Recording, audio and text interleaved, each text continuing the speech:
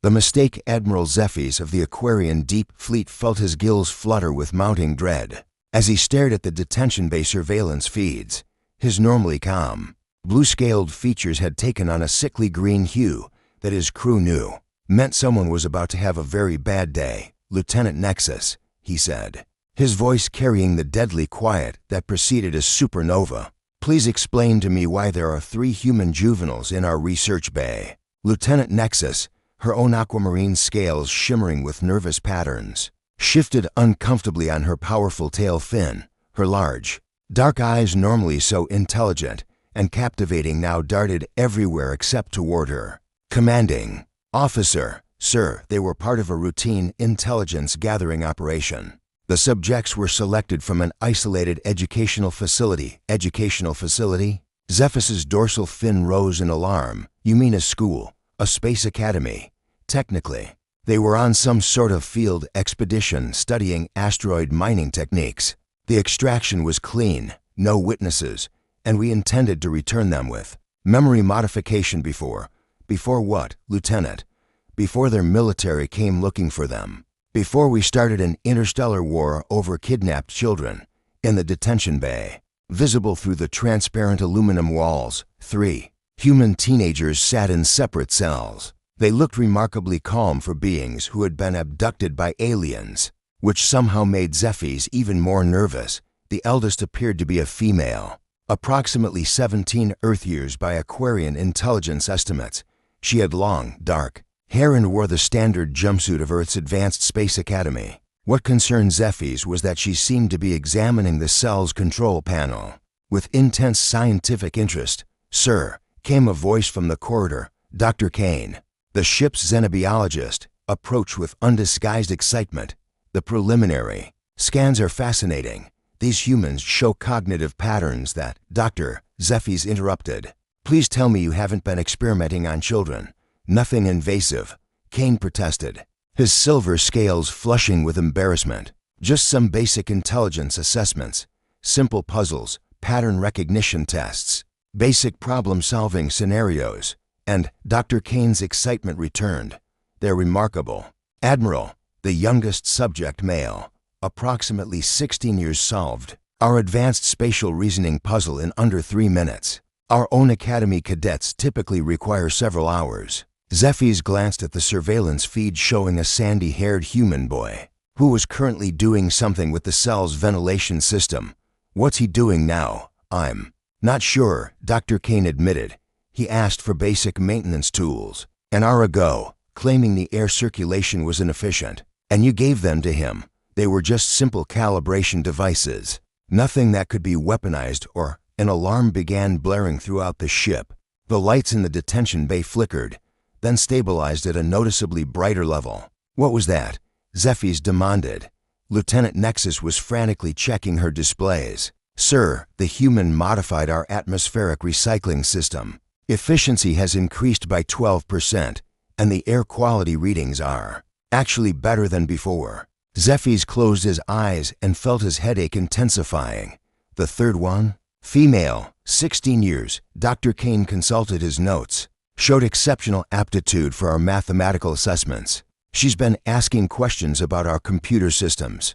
On the surveillance feed, the third human, a girl with curly red hair and an unsettling smile, was sitting cross-legged on her cell floor, apparently meditating. The control panel beside her flickered occasionally with unfamiliar patterns. "Admiral," the ship's communications officer called out, his voice tight with panic. "We're receiving a transmission from inside the ship." "From where inside?" "The ship, Detention Bay 3, sir." The main view screen flickered to life, revealing the face of the dark-haired human female. She looked remarkably composed for someone who had been kidnapped by aliens. "Hello there," she said pleasantly, as if greeting neighbors over a garden fence. "I'm Emma Stone, and I think we need to talk." Zephyrs stared at her in disbelief. "How are you accessing our communication systems?" Emma's smile was both innocent and terrifying. "Your user interface is actually quite intuitive once you understand the underlying logic structure. I have to say, the bioneural integration is elegant, though the security protocols could use some work. Security protocols that have protected Aquarian vessels for centuries, Lieutenant Nexus muttered. Were those the ones using the rotating encryption keys based on tidal mathematics? Because those were fun to crack. Took me almost 20 minutes. The bridge fell silent except for the gentle hum of life support systems. 20 minutes to break encryption that their best cyber specialists had spent decades developing. Miss Stone, Zephy said carefully, I assure you that this situation is a misunderstanding. You and your companions will be returned to your people unharmed. Oh, I know. Emma replied cheerfully. I already contacted them. Earth Defense Command should be here in about 6 hours. You contacted? Zephy's felt his scales turn completely white. How? Your long-range communication array is really quite sophisticated. I made a few adjustments to boost the signal and punch through the quantum interference in this sector. The boys helped. Jake's really good with hardware, and Zoe has this amazing intuition for mathematical relationships. Dr. Kane leaned forward, his scientific curiosity overriding his survival instincts. You coordinated with your companions. Without direct communication, we knocked on the walls, Emma explained as if it were obvious. Morse code. Though I had to teach it to them first since apparently it's considered a historical curiosity now. Anyway, I should mention that Earth Defense might be slightly upset when they get here. Slightly upset, Zephy's repeated weakly. Emma's expression grew more serious. I may have emphasized the urgency of the situation in my message, and possibly implied that we were being subjected to experimentation, and I might have mentioned that time was critical for our survival. What exactly did you tell them? Lieutenant Nexus asked, though her tone suggested she didn't really want to know. That 3 students from the Luna Academy had been abducted by unknown aliens, and that we had limited time before things got unpleasant. Zephyr's command training included scenarios for first contact, diplomatic crises, and even military engagements with hostile species. It had not included being lectured by a human child who had casually hacked his ship's most secure systems. Miss Stone, perhaps we can resolve this situation diplomatically. Oh, we can, Emma agreed. But you should probably know that the ships coming to get us aren't just rescue vessels. When Earth Defense gets reports of children being abducted, they tend to send the kind of ships that make other ships stop existing. The tactical officer's station began chimming with urgent alerts. Admiral, we're detecting multiple hyperspace signatures approaching fast. Very fast. How fast? Faster than anything in our databases, sir. ETA, for hours and decreasing. Zephy's realized that what had started as Lieutenant Nexus's unauthorized research project had become a potential first contact scenario with a species that his intelligence estimates had drastically underestimated. Miss Stone, he said with as much dignity as he could muster, would you be willing to help us avoid a misunderstanding when your people arrive? Emma's smile returned, warm and surprisingly reassuring. Of course, Admiral. That's what diplomacy is for. Though you might want to practice saying we're sorry in several different ways.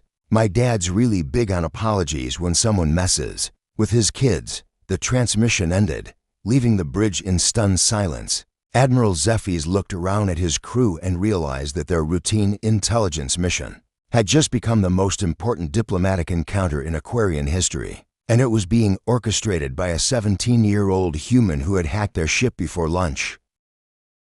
Unexpected capabilities. Dr. Kane found himself spending far more time than professionally necessary observing the human juveniles. What had begun as scientific curiosity was evolving into something deeper, especially when Lieutenant Nexus joined him in the observation bay. Their problem-solving approaches are completely unlike anything we've documented, Nexus said, her scales shimmering with the soft silver patterns that Kane had learned indicated deep concentration.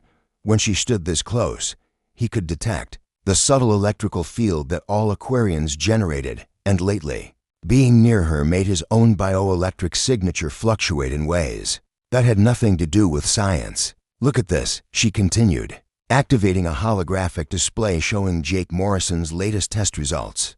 The sandy-haired human had been presented with a quantum mechanics puzzle designed for advanced Aquarian University students. He doesn't just solve it, he redesigns the entire theoretical framework to make it more elegant. Kane moved closer to examine the data, close enough that his arm brushed against Nexus's. The brief contact sent pleasant electric tingles through his nervous system. Remarkable. And the modifications he made to our atmospheric systems are being implemented fleet-wide. Nexus finished. Engineering is calling it the Morrison Efficiency Protocol. In the detention bay, Zoe Chen was currently examining a holographic representation of Aquarian mathematical notation, with the focused intensity of a predator studying prey. Her curly red hair caught the light as she traced patterns in the air, occasionally making notations on a data pad that she'd somehow convinced Dr. Kane to provide. "She's beautiful when she concentrates," Nexus observed, then paused, realizing what she'd said. "I mean, scientifically speaking, the neural activity patterns are, I know what you meant," Kane said softly, his own scales shifting to warm amber tones. "You find intellectual brilliance attractive. It's one of the things I admire about you." Their eyes met, and for a moment the scientific pretense fell away entirely. Nexus's scales took on the deep blue-green that indicated emotional vulnerability among her people. "Dr. Kane, Avain," she said, using his personal name for the first time. "When this crisis is over, I was wondering if you might like to." An urgent chime from the communications array interrupted the moment. Admiral Zephas's voice filled the observation bay. "All senior staff to the bridge immediately. The human response fleet has arrived." The bridge was a storm of activity when they arrived. The main view screen showed 3 vessels that defied everything the Aquarians thought they knew about human technology. They were sleek, predatory-looking ships that seemed to bend light around their hulls in ways that hurt to look at directly. "Those aren't in any of our intelligence files," reported the tactical officer, his voice tight with concern.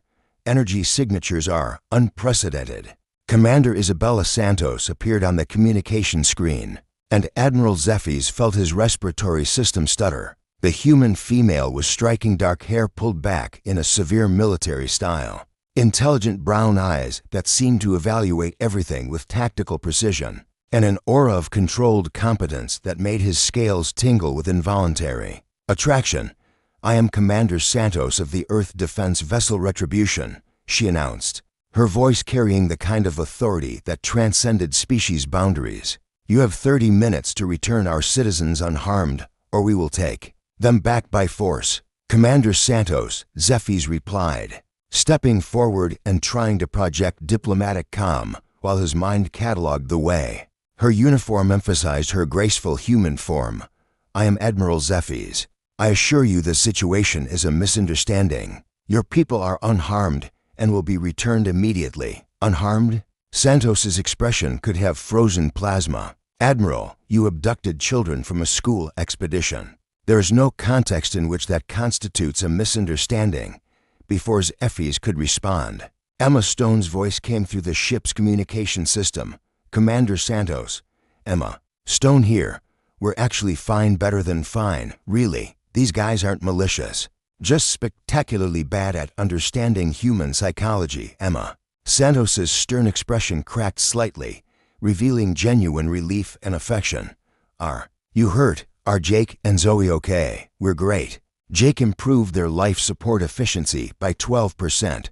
Zoe is revolutionizing their mathematics, and I may have accidentally started a diplomatic incident by hacking their entire computer network." Despite the tension, Admiral Zephys found himself appreciating Commander Santos's slight smile at Emma's casual admission.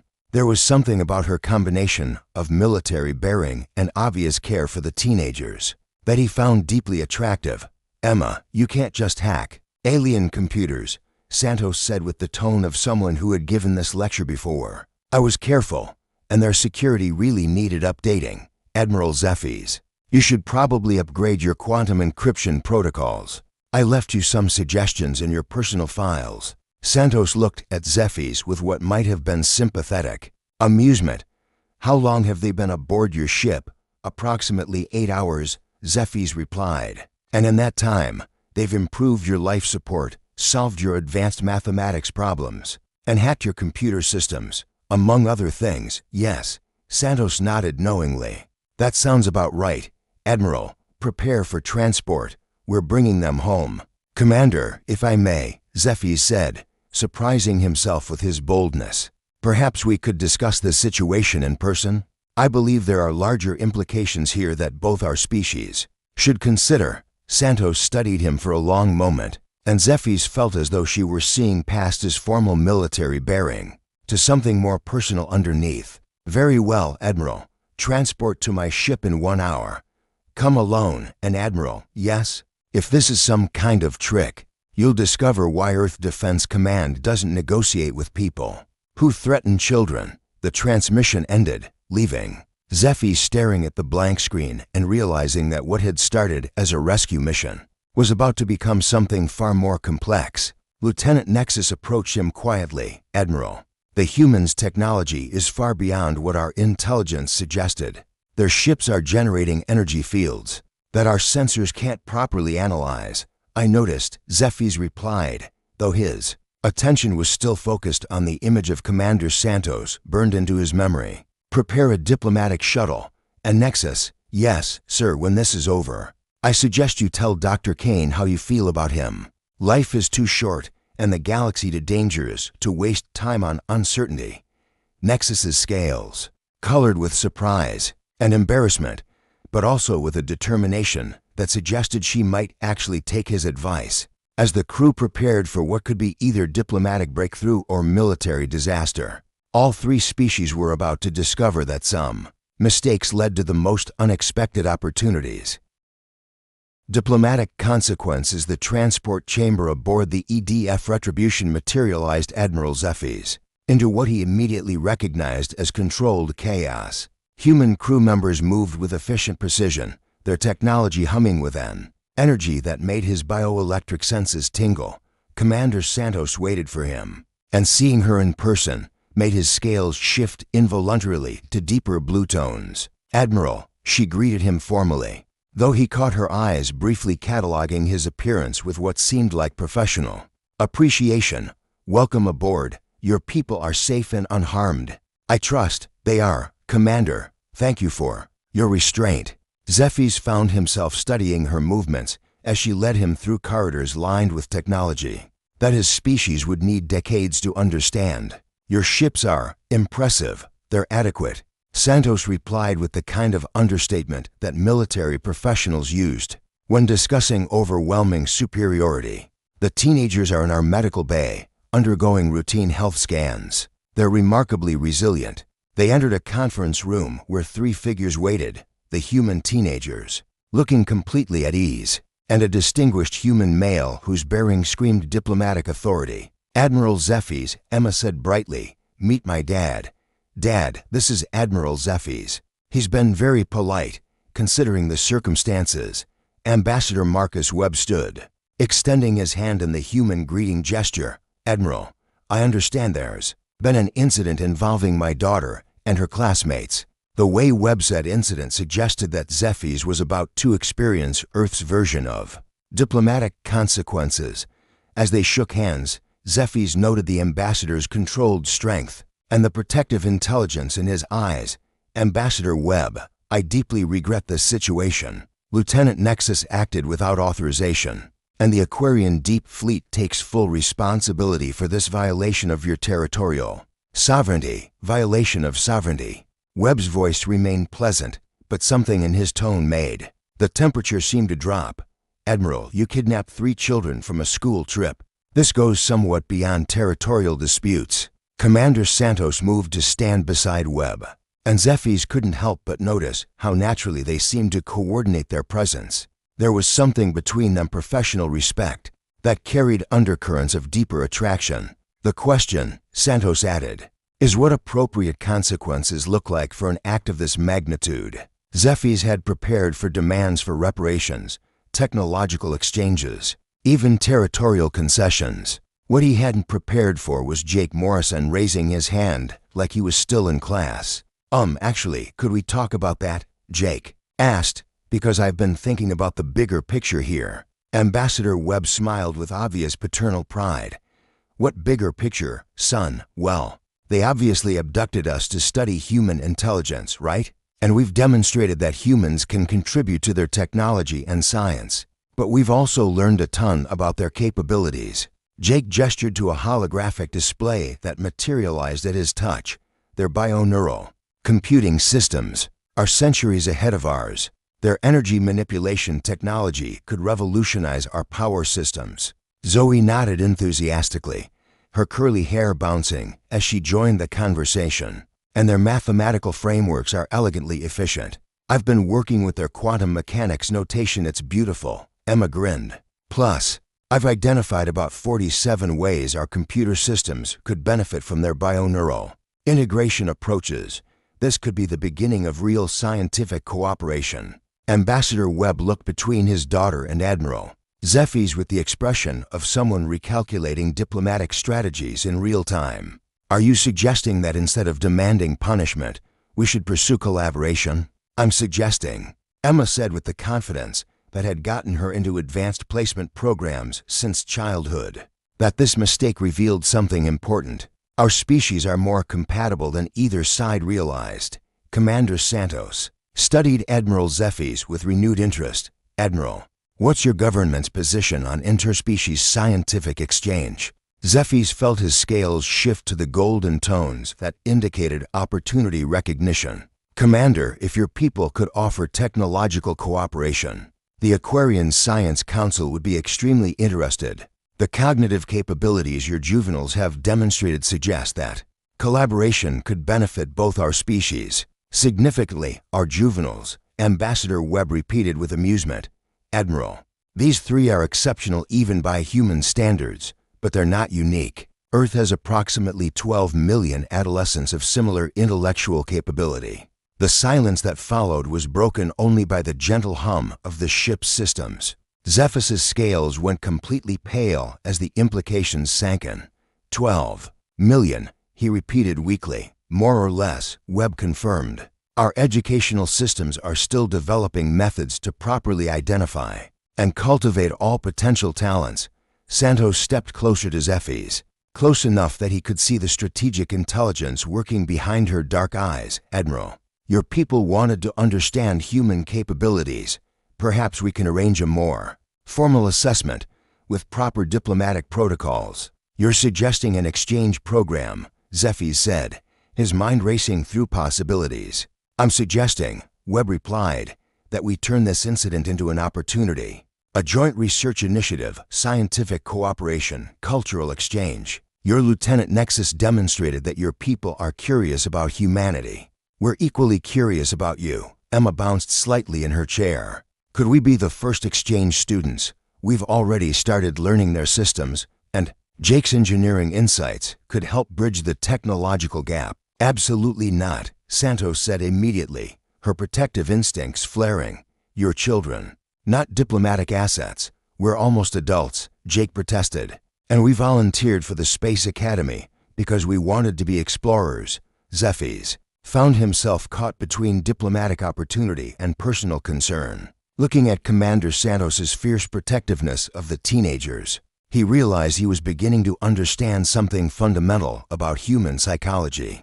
Commander, he said carefully, perhaps we could arrange a trial exchange, carefully, supervised with full safety protocols and parental consent. Your young people could spend time at our science academy, while our researchers could visit your educational institutions. Santos and Webb exchanged a look that seemed to communicate volumes. Ambassador Webb nodded slowly, with extensive safeguards and oversight, and Santos added, looking directly at Zephy's with an intensity that made his bioelectric field fluctuate, with senior liaison officers from both sides working closely together to ensure proper coordination. The way she emphasized closely together suggested that their professional relationship might develop into something more personal, given the opportunity. The Aquarian Deep Fleet would consider it an honor to work with Earth Defense Command on such an initiative, Zephy's replied, his scales shifting to warm amber tones that he hoped she would interpret correctly. Emma clapped her hands together. This is so much better than just getting rescued. We're making history. Ambassador Webb smiled at his daughter, then turned to Zephy's with a more serious expression. Admiral, there will still need to be formal consequences for the unauthorized abduction. But if our species can turn this incident into the foundation for peaceful cooperation, Then perhaps, Commander Santos finished, we can demonstrate that even mistakes can lead to remarkable discoveries. As the negotiations continued into the night, with technical specifications being exchanged and protocols being established, Admiral Zephyrs found himself stealing glances at Commander Santos.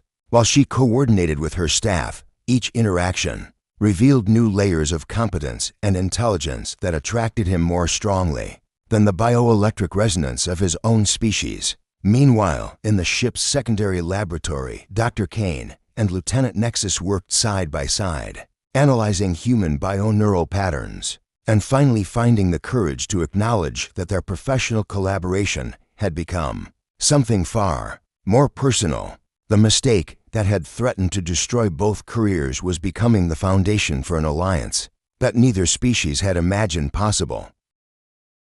New alliances 6 months after what historians would later call the accidental first contact incident, the joint human-Aquarian research station New Horizons orbited the neutral point between both home systems, representing the most ambitious interspecies collaboration in recorded history. Admiral Zephyrs stood in the station's command center, watching Commander Santos coordinate the morning briefing with the same efficient grace that had initially attracted him. Their professional partnership had evolved into something deeper over the months. Though they maintained careful propriety in official settings, the exchange students continue to exceed all expectations, Santos reported, her voice carrying across the diverse crowd of human and Aquarian officers. Emma Stone's work on bioneural interface optimization has been adopted by both our computer sciences divisions. At the science stations, Dr. Kane and Lieutenant Nexus worked in perfect synchronization, their relationship having blossomed from scientific collaboration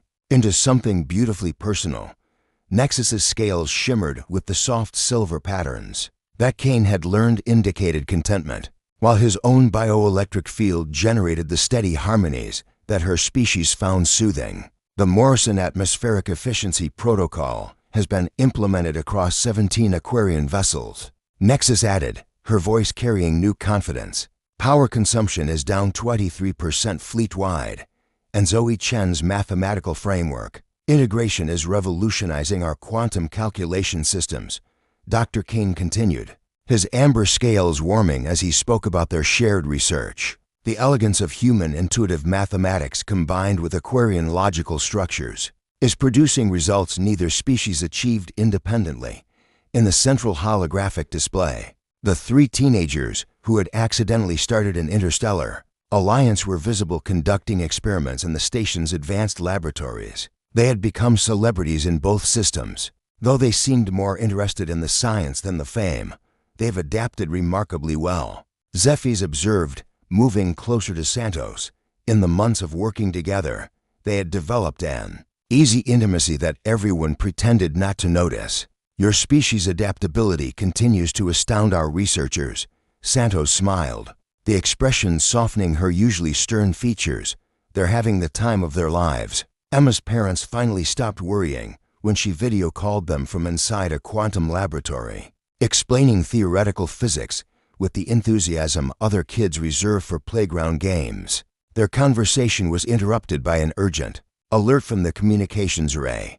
Lieutenant Torres, one of Santos's staff officers, looked up from her station with concern. Commanders, we're receiving distress signals from the outer monitoring stations. Both human and Aquarian installations are reporting something. The main display shifted to show a tactical overview of local space. Red warning indicators were appearing at the edge of both territorial boundaries, moving in coordinated patterns that suggested hostile intent. Unknown vessels, reported the Aquarian sensor specialist, his scales shifting to alarmed orange patterns.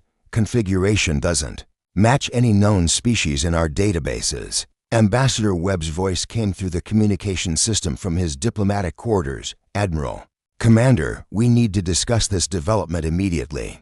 The emergency briefing convened within minutes, bringing together the senior staff of both species along with the teenage exchange students, whose insights had proven invaluable in previous crises. Preliminary analysis suggests approximately 30 vessels of unknown configuration, Santos reported, her military bearing reasserting itself in the face of potential threat. They're moving through space claimed by both our species with apparent disregard for territorial boundaries. Emma studied the tactical display with the focused intensity that her teachers had learned to respect. The movement patterns are too coordinated to be coincidental. They're not exploring, they're advancing. Jake nodded agreement, his engineering instincts engaged, and their energy signatures are weird. They're not using any propulsion technology either of our species recognizes. Zoe's mathematical mind was already processing the data. The formation suggests they're treating both human and Aquarian space as equally viable targets. They're not distinguishing between our territories. Admiral Zephyrs felt his scales shift to the deep blue that indicated strategic thinking. Commander Santos, our combined fleets are still organizing joint operational protocols. We're not prepared for coordinated defense against an unknown threat. We're not prepared for separate defense either. Santos replied grimly. These ships are exhibiting capabilities that would challenge either of our fleets individually. Ambassador Webb stepped forward, his diplomatic experience evident in his calm demeanor despite the crisis. Admiral, Commander, I believe we're facing our first test as an alliance. The question is whether we can coordinate our response effectively. Dr. Kane and Lieutenant Nexus exchanged glances, their personal connection allowing for rapid communication. Sir, Nexus said, Dr. Kane and I have been working on integration protocols. For our defensive systems, the bioneural interfaces could allow real-time coordination between human and Aquarian vessels. Real-time? Santos asked, her tactical mind immediately grasping the implications. The teenager's work on mathematical framework integration made it possible, Kane explained, his excitement overriding his usual scientific caution. Human intuitive decision-making combined with Aquarian bioneural processing could create a defensive network unlike anything either species has achieved. Emma stepped forward with the confidence that had made her parents both proud and nervous since childhood. We could do it. The three of us have been testing integrated command protocols. We understand both systems well enough to serve as interface. Bridges, absolutely not, Santos and Zephyrs said simultaneously, their protective instincts perfectly aligned despite their different species. You're not putting children in the middle of a military operation, Santos continued firmly. The coordination could be handled from the command center, Emma argued. We wouldn't be in direct danger, but our understanding of both systems could make the difference between effective integration and catastrophic failure. Jake nodded enthusiastically. Plus, we've spent 6 months learning how both species think. We can translate between human improvisation and Aquarian systematic thinking in real time. Ambassador Webb looked between his daughter and the alien officers who had become her mentors and protectors. Admiral, Commander, the children have a point. This alliance was born from their capabilities. Perhaps it's appropriate that they help defend it. Santos moved closer to Zephyrs, close enough that their different energy fields created a subtle harmonic resonance. Admiral, if we're going to do this, we need complete trust between our command structures. Complete trust, Zephyrs agreed, his scales shifting to the golden tones that indicated deep emotional commitment. Commander, I believe our species have learned that the most unexpected alliances can be the strongest. Their eyes met, and the professional relationship that had been carefully maintained for months finally acknowledged its deeper personal foundation. In the face of external threat, pretense became a luxury neither could afford. All stations, prepare for coordinated defense operations, Santos announced, her hand briefly touching Zephyrs' arm in a gesture that was both personal reassurance and professional solidarity. As the station erupted into coordinated activity, with human and Aquarian crew members working in seamless integration, the three teenagers who had accidentally started an interstellar alliance prepared to help defend it against their first common enemy. The unknown vessels continued their advance, unaware that they were about to face not just two separate species, but a unified force that combined the best capabilities of both civilizations and the innovative brilliance of youth that had made the alliance possible in the first place. United we stand. The Joint Command Center of Station New Horizons hummed with tension. As the unknown fleet closed to engagement range, Admiral Zeffis and Commander Santos stood side by side. At the central tactical display, their different species, working in harmony that would have been impossible just months earlier. Hostile vessels have breached the outer perimeter, reported Lieutenant Torres, her voice steady despite the gravity of the situation. Combined Earth-Aquarian Defense Fleet is moving to intercept. On the main screen, an impressive sight unfolded. Human vessels with their angular, aggressive designs flying in perfect formation with the elegant, curved ships of the Aquarian Deep Fleet. The integration that had begun as diplomatic necessity had evolved into seamless military cooperation. Emma, status on the neural interface bridging. Santos called to the command center's secondary station, where the three teenagers worked with the focused intensity that had made them legends in both civilizations. Integration at 96%, Emma replied, her fingers dancing across both human and Aquarian control systems simultaneously. Human tactical improvisation algorithms are synchronizing with Aquarian strategic analysis networks. Jake looked up from his engineering station, where he was monitoring the real-time modifications he'd made to both fleets' systems. Power, coupling efficiency is holding steady. The bioneural interfaces are adapting to human decision-making patterns faster than we projected. Zoe's mathematical mind was processing tactical calculations that would have required supercomputers for either species alone. Admiral, Commander, the enemy formation suggests they're used to fighting species with single paradigm defense strategies. They're not adapting to our integrated approach. Dr. Kane and Lieutenant Nexus worked in perfect partnership at the science station, their personal bond translating into professional synchronization that enhanced both their capabilities. Nexus's scales shimmered with the rapid-fire patterns that indicated maximum cognitive processing, while Kane's bioelectric field resonated in the harmonics that amplified Aquarian neural efficiency. The enemy weapons are using some form of dimensional distortion technology, Nexus reported, her voice tight with concentration. It's unlike anything in our databases, but the distortion follows mathematical principles we can model. Kane added, his excitement evident despite the danger. The teenagers' integrated mathematical frameworks are providing prediction algorithms for their attack patterns. The first engagement began as the combined fleet met the unknown vessels. On screen, the battle looked like a deadly dance. Human ships using their superior maneuverability to create openings that Aquarian vessels exploited with precise energy weapons. The enemy, clearly expecting conventional single-species tactics, struggled to adapt to the fluid, coordinated assault. It's working, Santos breathed, stepping closer to Zeffis as they watched their joint forces exceed all tactical projections. The integration is actually working. Zeffis felt his scales shift to deep amber as he watched human creativity combine with Aquarian precision in ways that neither species could have achieved alone. Commander, your people's adaptability combined with our systematic approaches is creating tactical possibilities that neither of us imagined, Santos finished, her hand finding his in a gesture that was both personal comfort and professional solidarity. Ambassador Webb joined them at the command station, his diplomatic bearing unable to hide his paternal pride, as he watched his daughter coordinate technology that bridged his civilizations. Admiral, Commander, the enemy fleet is beginning to withdraw. Our integrated approach seems to have exceeded their strategic parameters.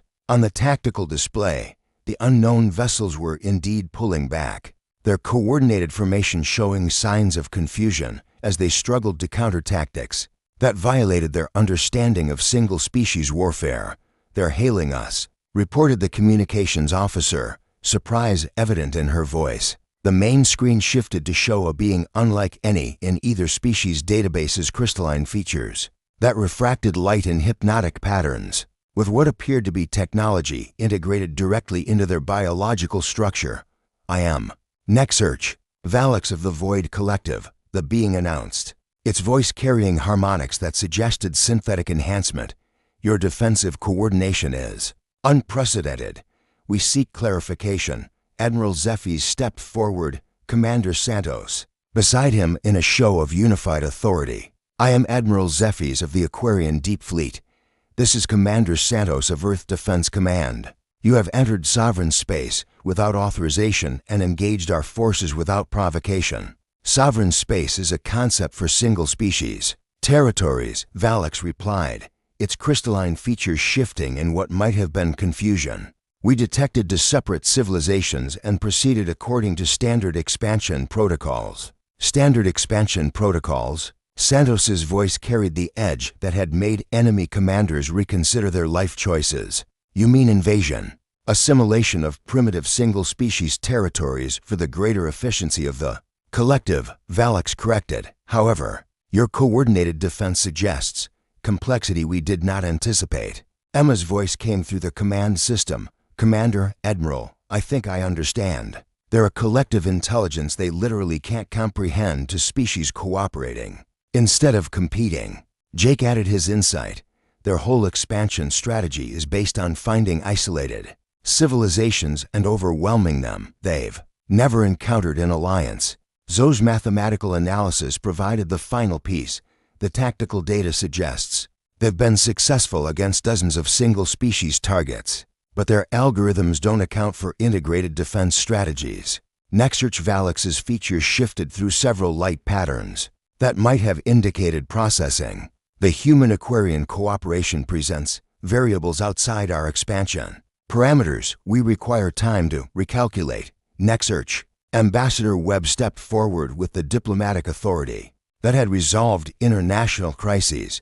Perhaps instead of recalculation, we could discuss alternative approaches to interspecies relations. Alternative approaches, cooperation instead of assimilation, trade instead of conquest, alliance instead of absorption. The Void collective representatives seemed to struggle with concepts that had no place in their collective consciousness. You propose voluntary coordination between separate intelligence matrices. We propose, Santos said firmly, that you withdraw from our territories and consider that expansion doesn't require destruction. Dr. Kane and Lieutenant Nexus approached the main group, their personal partnership now openly acknowledged as Nexus's hand rested on Kane's arm. Nexarch, Kane said, our species learned that collaboration produces results superior to individual effort. Perhaps the collective could benefit from similar understanding. Cooperation with non-collective entities is theoretically possible. Valix admitted after a long pause, we will withdraw to consider these paradigms, however. We may return for further discussion. The transmission ended, leaving the command center in a silence broken only by the gentle hum of integrated systems. Did we just accidentally diplomatically resolve a potential war? Emma asked, her voice carrying the same mixture of disbelief and pride that had characterized her entire adventure. I think, Admiral Zephy said, his scales shifting to the warm golden tones that indicated deep satisfaction, that we demonstrated something more important than military strength. We showed that cooperation creates possibilities that neither species could achieve alone. Santos turned to face him fully, her professional bearing finally giving way to the personal feelings they had carefully maintained throughout the crisis. Admiral, I believe this alliance has proven its value in ways neither of our governments anticipated. Indeed, Commander, Zephy's replied, his bioelectric field resonating in harmony with her human energy signature. Perhaps it's time to discuss making this arrangement permanent. Their kiss was witnessed by representatives of two species, 3 brilliant teenagers, and a station full of personnel who had been pretending not to notice their growing attraction for months. The applause was immediate and enthusiastic. Dr. Kane and Lieutenant Nexus exchanged their own kiss, their bioelectric harmony creating visible light patterns that drew appreciative sounds from both human and Aquarian observers. Ambassador Webb cleared his throat with the dignity of a career diplomat. I believe we have some ceremonies to plan, both diplomatic and personal. 6 months later, the wedding ceremonies aboard Station New Horizons made history as the first interspecies unions officially recognized by both Earth and Aquaria. Admiral Zephy's and Commander Santos exchanged vows that created not just a marriage, but a symbol of alliance between worlds. Dr. Kane and Lieutenant Nexus pledged their lives to each other in ceremonies that blended Aquarian bioelectric harmony with human emotional expression.